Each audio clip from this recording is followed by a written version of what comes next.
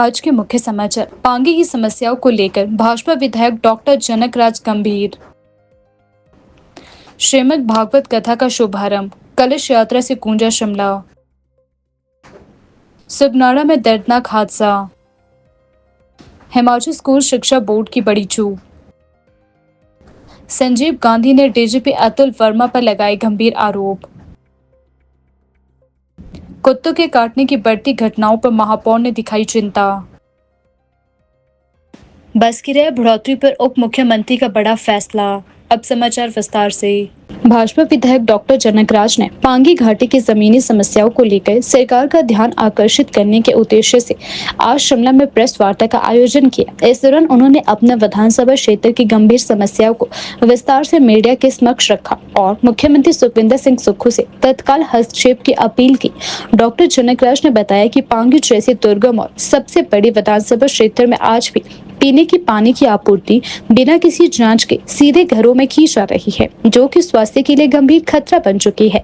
उन्होंने कहा कि यह एक बड़ी प्रशासनिक चूक है और इस पर जल्द से जल्द कार्यवाही होनी चाहिए, लेकिन इसके बावजूद पांगी के लोगों को बुनियादी स्वास्थ्य सेवाओं, स्वच्छ जल, सड़क और संचार जैसी मूलभूत सुविधाओं की भारी कमी का सामना करना पड़ रहा है। घाटी जो अभी भी विकास से बहुत दूर है, वहाँ की यथास्थिति अगर हम बयान करें, कुछ बिंदु आपके माध्यम से प्रदेश सरकार तक पहुंचाना चाहता हूं। पिछले एक हफ्ते से मैं पांगी के प्रवास पे था और मुझे बहुत दुख भी हुआ पांगी की यथास्थिति को देखकर। उसकी जिन चीज़ों के लिए हम लगातार पिछले 2.5 वर्षों से विधानसभा के भीतर मांग कर रहे हैं, चाहे वो पांगी की बिजली की समस्या हो, पांगी के सड़कों की समस्या हो, पांगी की स्वास्थ्य सुविधाएं हो, पांगी की शिक्षा व्यवस्था हो, चाहे वो खाद्य आपूर्ति हो, चाहे वो गैस की आपूर्ति हो, चाहे वो टीडी का मामला हो, चाहे पांगी के लोगों को जो पालन है उसमें जो सब्सिडी मिलती है उसका मसला हो। अनेकों ऐसे विषय हैं जिन पर सरकार की ओर से कोई गंभीर समाधान नहीं किया जा रहा है। और मुझे दुख और भी इस बात का लगता है कि इस वर्ष का राज्य स्तरीय हिमाचल दिवस पांगी घाटी में मनाया गया। केवल सरकार ने एक शिष्टाचार वाला कार्यक्रम किया, परंतु पांगी की किसी भी समस्या का कोई समाधान नहीं हुआ। सर्दियों के महीने में कुमार पंचायत में एक भारी हिमस्खलन की वजह से अनेकों लोगों के घरों को नुकसान पहुंचा। मैं व्यक्तिगत तौर पर उन सभी लोगों के घरों में जाकर उनसे मिल के आया। बहुत दुख इस बात का होता है कि इतना समय बीत जाने के बाद अभी तक उन लोगों को राहत जारी नहीं की गई है, ना ही उनकी कोई सुध ली गई है, ना कभी वहाँ पे तहसीलदार गया, ना एसडीएम गया, ना ही केवल एक पटवारी को भेजकर सारे मामले को वहीं उस हालत में ही छोड़ दिया है। पूरे पांगी क्षेत्र में विद्यालयों का बहुत बुरा हाल है। विद्यालयों में शिक्षक नहीं है, एक शिक्षक के सहारे अनेकों विद्यालय हैं या प्रतिनियुक्ति के सहारे विद्यालय चल रहे हैं। पांगी से आने वाली सुराल शिमला बस, जिस बस में अक्सर पांगी के लोग चढ़ते हैं और उन्हें पहले केलांग ले लाया जाता है, फिर कुल्लू में बस बदल दी जाती है और उन्हें बस में फिर आगे शिमला खड़े होकर आना पड़ता है। इस विषय को अनेकों बार हमने जनजातीय विकास मंत्री जी के सामने, जब एचआरटीसी के एमडी एक बार पांगी के दौरे के पे आए थे, उनके सामने अनेकों बार सरकार के सामने विधानसभा में भी उठाया, परंतु दुख इस बात का होता है कि सरकार को कोई समाधान की चिंता नहीं है। हमने सुझाव भी दिया था कि कुछ सीटों को पांगी के लिए आरक्षित किया जाए, परंतु हम विपक्ष की भूमिका में हैं। पांगी भरमौर विधानसभा क्षेत्र, इसका कतई अर्थ ये नहीं है कि वहाँ सारे के सारे लोग भाजपा के ही हैं। वहाँ कांग्रेस के भी लोग हैं, सरकार की विचारधारा का समर्थन करने वाले भी लोग हैं। तो मेरा सरकार से विशेष आग्रह रहेगा कि हमारे साथ जो भी समस्या हो उसके लिए मेरे विधानसभा क्षेत्र के लोगों को सरकार यूं सजा ना दें। अस्पतालों में बहुत बुरी हालत है। महिलाएं गर्भावस्था में अपना अल्ट्रासाउंड करवाने के लिए या तो जम्मू जाना पड़ता है उनको, या कुल्लू आना पड़ता है। सुगनाड़ा पंचायत में बीते सुबह एक दर्दनाक हादसे में 2.5 साल के मासूम मानवी की मौत हो गई। मानवी के गले में बादाम फंस गया था, लेकिन समय पे एएनटी विशेषज्ञ और एम्बुलेंस की सुविधा नहीं मिलने के कारण उसे बचाया नहीं जा सका। यह घटना सुबह करीब 7 बजे की बताई जा रही है, जब मानवी खेलते खेलते रसोई घर में पहुंचा और वहां रखे भीगे हुए बादाम में से एक निगल गया। बादाम गले में अटकने के कारण वह बेहोश हो गया। परिवार ने तुरंत बच्चे को नगरोटा सूर्य स्थित सामुदायिक स्वास्थ्य केंद्र पहुंचाया, लेकिन वहां एएनटी विशेषज्ञ और डॉक्टर मौजूद नहीं थे। इसके बाद मानवी को टांडा मेडिकल कॉलेज रेफर किया गया, जो नगरोटा सूर्या से करीब 46 किलोमीटर दूर है। बच्चे को एम्बुलेंस 1 घंटे बाद मिली और टांडा पहुंचने में लगभग 1.25 घंटा लग गया। अस्पताल पहुंचने पर डॉक्टरों ने मानवी को मृत घोषित कर दिया। मानवी के दादा सेवानिवृत्त शिक्षक संतोष सिंह ने दुख जताते हुए कहा कि अगर सीएचसी में एएनटी विशेषज्ञ मौजूद होता या एम्बुलेंस समय पर मिल जाती तो शायद मानवी की जान बचाई जा सकती थी। मासूम मानवी अपने माता पिता का इकलौता बेटा था। मां नेहा गृहिणी है और पिता मनदीप सिंह दिहाड़ी मजदूरी करते हैं। मुख्य चिकित्सा अधिकारी सीएमओ डॉक्टर राजेश कोलेरी ने कहा कि उन्हें इस मामले की जानकारी नहीं थी, लेकिन यदि ऐसा हुआ है तो इसकी जांच करवाई जाएगी। यह घटना स्थानीय स्वास्थ्य व्यवस्थाओं की पोल खोलती है और समय पर चिकित्सा सुविधा के अभाव में एक मासूम की जान जाने का गंभीर सवाल भी खड़ा करती है। Himachal Pradesh power corporation limited के चीफ इंजीनियर विमल नेगी की संदिग्ध मौत के मामले में प्रदेश पुलिस के शीर्ष अधिकारियों के बीच गंभीर मतभेद सार्वजनिक हो चुके हैं। इस केस को लेकर प्रदेश पुलिस महानिदेशक डीजीपी अतुल वर्मा द्वारा कोर्ट में दायर हलफनामे पर सवाल उठने के बाद शिमला के एसएसपी संजीव कुमार गांधी ने शनिवार को एक प्रेस वार्ता कर कई गंभीर आरोप लगाए हैं। संजीव गांधी ने कहा कि मैंने 25 से 26 वर्षों का पुलिस सेवा जीवन तपस्या की तरह जिया है। अगर कोई मेरी ईमानदारी या प्रोफेशनल अखंडता पर प्रश्न उठाता है तो मैं पद छोड़ने के लिए तैयार हूं। उन्होंने स्पष्ट किया है कि उनकी अगुवाई में गठित एसआईटी विमल नेगी मामले की निष्पक्ष जांच को सुरक्षित रखने के लिए दोबारा अदालत का दरवाजा खटकाएगी। साथ ही गांधी ने मिडल बाजार गैस ब्लास्ट की जांच को लेकर भी डीजीपी पर सवाल उठाए हैं। उन्होंने बताया कि उस हादसे में एनएसजी की रिपोर्ट के आधार पर आतंकवादी हमले की आशंका जताई गई थी, लेकिन अब सामने आई अंतिम रिपोर्ट में इसे साधारण एलपीजी विस्फोटक करार दिया गया है। इसके बावजूद डीजीपी ने मुख्य सचिव को पत्र लिखकर मेरे खिलाफ लापरवाही के आरोप लगाए। जब हम जो सीआईडी ने इन्वेस्टिगेशन पंजीकृत की है, उस इन्वेस्टिगेशन में डीजीपी कार्यालय ने मेरी चिट्ठी पत्र लिखने के बाद कि आप इस इन्वेस्टिगेशन में बाधा नहीं पहुंचा सकते हैं इसकी स्वतंत्रता में, उसके बावजूद भी डीजीपी ने उस इन्वेस्टिगेशन को सीआईडी में अपनी चॉइस के ऑफिसर से करवाने का प्रयास किया। और ऐसे अनेक हमारे पास उदाहरण हैं जहां पे जो हमारे पुलिस महानिदेशक हैं उन्होंने इस प्रकार की उनके विरुद्ध शिकायतें हैं कि उन्होंने कोर्ट्स को मिसलीड किया है टाइम टू टाइम, और इस प्रकार के शपथ पत्र जो भ्रामक शपथ पत्र हैं वो डाले हैं। मुझे इसमें कहने में कोई भी संकोच नहीं है, क्योंकि मेरे इंडिपेंडेंस और मेरा जो किरदार है एक ऑनेस्ट व्यक्ति का, एक ऑनेस्ट अधिकारी का है। और आपको याद होगा कि निशांत शर्मा जो एक मध्यम वर्गीय व्यापारी है, उस समय भी एक ऐसी चुनौती मेरे सामने प्रकट हुई थी, और वो भी उस समय जो संजय कुंडू हैं जो उस समय के पुलिस महानिदेशक थे, उनके विरुद्ध भी मैंने जो है वो एक एफिडेविट हाईकोर्ट में दायर किया था बगैर पक्षपात के, बगैर भय के। और ऑनरेबल कोर्ट ने जो फैक्ट्स मैंने हाईकोर्ट के समक्ष रखे थे, ऑनरेबल कोर्ट के समक्ष रखे थे, उनको उन फैक्ट्स को अप्रिशिएट किया था। लेकिन बहुत सारी चीजें इसके बीच में ऐसी भी हुई हैं जो मैं आपके साथ समय समय पर आगे आने वाले समय में प्रकट करूंगा कि किस प्रकार से पुलिस हेडक्वार्टर के माध्यम से क्या क्या किया गया, किस प्रकार की षड्यंत्र और किस प्रकार से हमें इम्प्लीकेट करने के प्रयास किए गए, और कौन कौन सी ऐसी इन्वेस्टिगेशंस हम कर रहे हैं जिनको दुष्प्रभावित करने की जो है, जिसको हम कह सकते हैं कि हमारे हेडक्वार्टर और पॉलिटिको नेक्सस के द्वारा दुष्प्रभावित करने के प्रयास किए गए। मुझे इस बात में कहने में कोई संकोच नहीं है, क्योंकि 25 वर्ष 26 वर्ष का जो मैंने ऑनेस्ट पुलिस करियर जो है वो अपना जो एक तपस्या की तरह लगाया है। और आज अगर कोई मेरी इस ईमानदारी को और इस प्रोफेशनल इंटीग्रिटी को अपमान करने का कोशिश करता है तो मैं पुलिस का पद छोड़ना पसंद करूंगा, लेकिन मैं इस अपमान को नहीं सह सकता हूं। और इसीलिए जो है अभी हमने मेरी जो स्पेशल इन्वेस्टिगेशन टीम है वो हमने निर्णय किया है कि हम इस पूरे प्रकरण को फिर से दोबारा अदालत में लेके जाएंगे। हमें इन्वेस्टिगेशन में इंटरेस्ट नहीं है, लेकिन हमारे द्वारा जो इन्वेस्टिगेशन की है वो एक प्रिविलेज डॉक्यूमेंट है, हम उसको प्रोटेक्ट कराना चाहते हैं। और वो इन्वेस्टिगेशन जो है लेट श्री विमल नेगी जो है उनको न्याय मिलना चाहिए, वो किसी राजनीति का शिकार नहीं होना चाहिए, वो किसी के स्वार्थों की शिकार नहीं होनी चाहिए।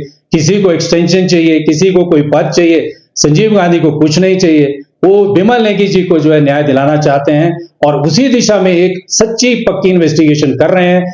और यही चीज जो है हम दोबारा से अपील में अभी हम दोबारा कोर्ट में जा रहे हैं, ऑनरेबल हाई कोर्ट में हम अपील दायर करेंगे और सारी सच्चाई कोर्ट के समक्ष रखेंगे कि जो अल्टीरियरली मोटिवेटेड जो एफिडेविट पुलिस महानिदेशक ने तैयार किया है उसमें और भी अनेक कारण हम उसमें प्रकट करेंगे और कोर्ट को, ऑनरेबल कोर्ट को हम बताएंगे कि जो इन्वेस्टिगेशन का जो प्रीमाइस है और जो इन्वेस्टिगेटर की इंडिपेंडेंस है वो इस प्रकार से खंडित नहीं की जा सकती है और सच्चाई को इस तरह से तहस नहीं किया जा सकता है।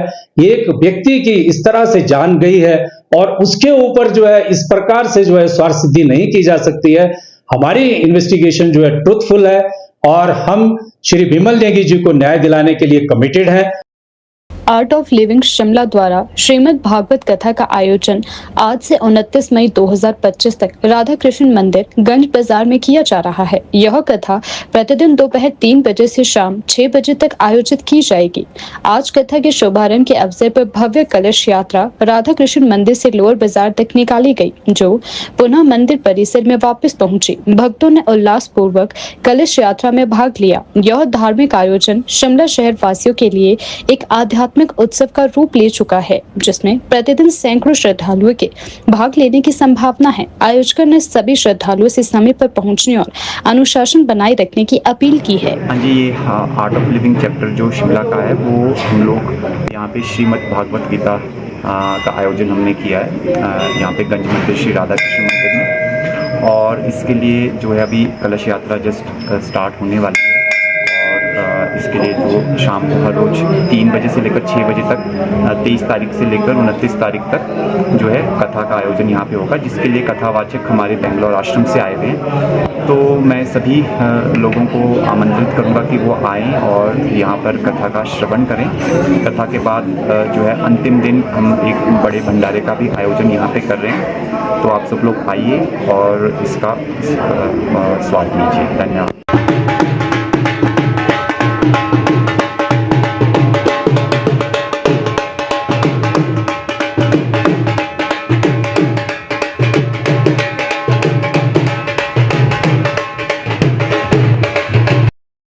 हिमाचल प्रदेश स्कूल शिक्षा बोर्ड की ओर से 12वीं कक्षा की परीक्षा मूल्यांकन में लगातार लापरवाही सामने आ रही है। अंग्रेजी विषय में गलत आंसर की स्कैन करने के बाद अब फिजिक्स और गणित विषय में भी गंभीर गड़बड़ियों का खुलासा हो रहा है। विशेष रूप से लाहौल स्पीति और पांगी जैसे दुर्गम क्षेत्रों में छात्रों को इसका सीधा नुकसान उठाना पड़ा है। जानकारी के अनुसार खराब मौसम के कारण इन क्षेत्रों में परीक्षा 4 मार्च से न होकर माह के अंत में आयोजित की गई। इसके चलते बोर्ड ने इनके लिए अलग प्रश्न पत्र तैयार किए थे, लेकिन मूल्यांकन के समय बोर्ड ने इन क्षेत्रों की OMR शीट्स को 5 मार्च को हुए प्रदेश भर के सामान्य प्रश्न पत्र की आंसर की से मिलाकर स्कैन करवा दिया, जिससे कई छात्रों को कम अंक मिले। बोर्ड को जब गलती का एहसास हुआ तो संबंधित क्षेत्रों के लिए नए प्रश्न पत्र के अनुसार संशोधित आंसर की स्कैन कर रिजल्ट सुधारा गया। हालांकि तब तक कई छात्रों के परिणाम प्रभावित हो चुके थे। इसी बीच अब गणित विषय में भी छात्रों और शिक्षकों ने मूल्यांकन पर सवाल उठाए हैं। छात्रों का कहना है कि उन्होंने अपेक्षाकृत अच्छा प्रदर्शन किया था, लेकिन प्राप्त अंकों में भारी गिरावट देखने को मिली है। विशेषज्ञों का कहना है कि उनके अधिकांश छात्रों का औसत स्कोर गणित में असामान्य रूप से कम आया है, जो मूल्यांकन में त्रुटि की ओर इशारा करता है। लगातार सामने आ रही इन त्रुटियों ने हिमाचल प्रदेश स्कूल शिक्षा बोर्ड की कार्यप्रणाली पर सवाल खड़े कर दिए हैं। पहले अंग्रेजी, फिर फिजिक्स और अब गणित में गड़बड़ियों के चलते छात्रों का विश्वास बोर्ड से उठता दिख रहा है। खासकर लाहौल स्पीति और पांगी जैसे दुर्गम इलाकों के छात्र जो पहले ही मौसम और संसाधनों की कमी से जूझते हैं। छात्रों और अभिभावकों ने मांग की है कि बोर्ड गणित विषय की उत्तर पुस्तिकाओं का पुनः मूल्यांकन करवाए और मूल्यांकन प्रक्रिया में पारदर्शिता सुनिश्चित करे।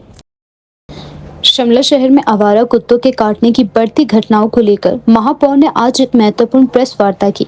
उन्होंने कहा कि नगर निगम इस गंभीर समस्या से निपटने के लिए लगातार कदम उठा रहा है, लेकिन फिर भी बढ़ते मामलों ने चिंता बढ़ा दी है। महापौर ने बताया कि शहर वासियों की सुरक्षा हमारी प्राथमिकता है। कुत्तों के काटने की शिकायतें लगातार मिल रही है, जिससे लोगों में डर और असंतोष है। उन्होंने कहा कि नगर निगम की टीमें रोजाना शहर के अलग अलग क्षेत्रों में कुत्ते पकड़ने का काम कर रही है, लेकिन इस अभियान को और अधिक प्रभावशाली बनाने की जरूरत है। इसी क्रम में नगर निगम ने 10 सदस्यों की एक विशेष टीम को जयपुर भेजने का निर्णय लिया। यह टीम जयपुर में कुत्तों को पकड़ने, उनका रखरखाव करने और उनकी नसबंदी जैसे कार्यों के प्रशिक्षण प्राप्त करेगी। उन्होंने यह भी जानकारी दी कि शिमला शहर में आवारा पशुओं की समस्या से निपटने के लिए विभिन्न प्रकार के कार्यक्रम भी चलाए जा रहे हैं। देखिए, नगर निगम ने हमारा जो नगर निगम का पिछला हाउस था, पिछले हाउस में हमने एक सभी का बड़ी हेल्दी डिस्कशन हुई। बहुत बड़ा सबने एक बड़ी इस पर वो बहुत चिंता का विषय था कि बहुत ज़्यादा कुत्ते जो है वो लोगों को काट रहे हैं। तो इसमें हमने एक अपनी तरफ से जो हमारे पास जो हमारा मैंडेट भी है, इसमें एक तो 200% 250 या 300 जो हमारे डॉग्स हैं हमारे पास, जितने भी जिनको जो बिल्कुल ऑपरेटिव वे में, एक तो उनको ऑपरेट करने का हमने एक अपनी तरफ से किया। जो हमारे पास एक डॉक्टर नहीं था, उसको डॉक्टर भी हमारे पास आ गए हैं। डॉक्टर राहुल नेगी इन्होंने ज्वाइन कर लिया है। उसके साथ साथ जो एनिमल्स का हॉस्पिटल है हमारा, हॉस्पिटल के साथ साथ उनके पास भी जो इंफ्रास्ट्रक्चर बना हुआ है वहाँ पर भी हम ऑपरेट कर रहे हैं। और इसके साथ 10 लोगों को हम ट्रेनिंग के लिए भेज रहे हैं जो जयपुर जा रहे हैं, जो एक हफ्ते की ट्रेनिंग होती है। कैचिंग डॉग्स पकड़ने के लिए उनको ट्रेनिंग दी जाती है और क्या क्या कैसे कैसे करना है उसका पूरी ट्रेनिंग है। उसको भी हमने जयपुर भेज दिया, पिछले कल या परसों चले गए। तो वो 10 लोग वो भी हैं। तो आजकल हम लगातार रोज़ 8 से 10 कुत्तों को पकड़ते हैं और उनको ऑपरेट भी करते हैं और वहाँ से उनको 3 या 4 दिन के बाद छोड़ देते हैं। इसके साथ साथ हमारे पास एक डॉग हट बना हुआ है टूटीकंडी में, लगभग 60 लाख के करीब। मेरा जो जैसे आपके डॉग लवर्स हैं या वो चाहते हैं कि हमारा हम डॉग्स की वो सेवा करना चाहते हैं, तो वो ठीक है। हम एक हमारे पास जैसे बहुत ज़्यादा काट रहे हैं जो कुत्ते, तो मैं कुछ दिनों के लिए वहाँ पर भी रखना चाहते हैं। टूटीकंडी में हमने उसकी साफ़ सफाई करवा दी है, क्योंकि पहले जब बनाया था हमने वो माननीय उच्च न्यायालय की तरफ से बंद हुआ था। उसको बंद कर दिया था कि आप इसको डॉग्स को वहाँ पे मार रहे हैं या कुछ ऐसा उन्होंने कहा था। तो लेकिन अब दोबारा से हमने उसको रिवाइव करने के लिए उसकी साफ़ सफाई भी की है और उसको झाड़ियाँ जुड़ियाँ काट करके उसमें हमने उसको व्यवस्था कर दी है। तो बहुत ज़्यादा जो काटते हैं या वहाँ रख सकते हैं, कुछ दिनों के लिए उनको वहाँ भी रख सकते हैं। तो ये सारे जो हम अपने और लीगली भी हम अपना पक्ष रख लें कोर्ट में। मैं चाहता हूँ कि स्ट्रांगली एक मैसेज हमारा ये जाए कि अब नगर निगम की जो लिमिटेशंस है उसको करने के अलावा हम लोग लीगली कोर्ट में भी बोल रहे हैं और जो हमने डॉग हट्स हमारे बने थे उनको भी कर रहे हैं। और साथ में जो हमारा मैंडेट है स्टेरलाइज करने का, वो विदिन 2 मंथ्स में हमारा ये टारगेट है कि हम 200 मतलब जो 100% जो क्या हमारा स्टेरलाइज का प्रोग्राम है उसको कंप्लीटली कर देंगे। ये मैं आपको बताना चाहता हूँ।